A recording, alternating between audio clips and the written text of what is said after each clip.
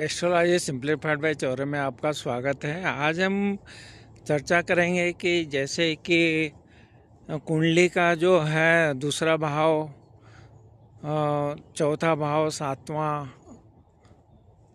ये जो भाव हैं, पंचम भाव, ये जो भाव रिश्तों से संबंध रखते हैं। जैसे दूसरा भाव कुटुंब है, चौथा भाव माता का है, सुख शांति का है, पांचवा भाव प्रेम संबंधों का है और सातवां भाव हमारा वैवाहिक जीवन के बारे में बताता है। तो ये अगर यहाँ पे राहु केतु शनि जैसे ग्रहों का अगर प्रभाव आता है तो ये विच्छेदात्मक प्रभाव देते हैं, विच्छेद करते हैं।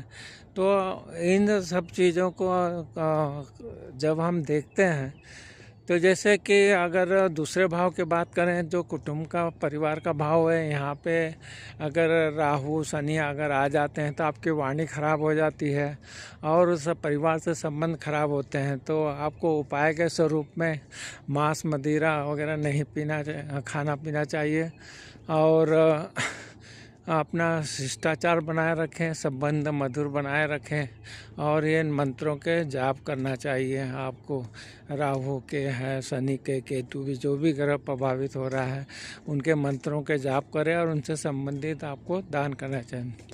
इसी तरह से हम बात करेंगे कुंडली का जो चौथा भाव है वो माता का है, घर का है, सुख शांति का है।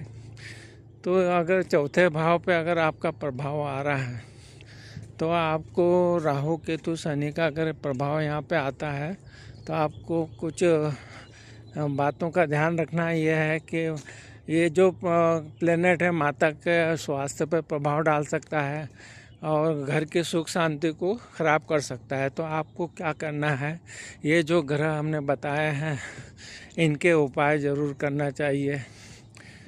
इनके मंत्रों के जाप करना और दान करना इसमें अच्छे उपायों में से माना जाता है।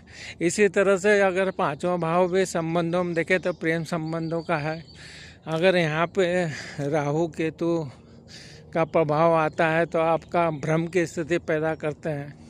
तो इसलिए आप अपने संबंधों को ठीक रखने के लिए कोई भी बात है उसको ठीक तरह से रखिए, झूठ वगैरह का उपयोग ना करें और भ्रम की स्थिति न पैदा करें। और जो भी ग्रह प्रभावित कर रहा है आपकी कुंडली में उसके उपाय में आपको मंत्र करना है और पूजा पाठ करना है और साथ साथ में दान वगैरह करना चाहिए।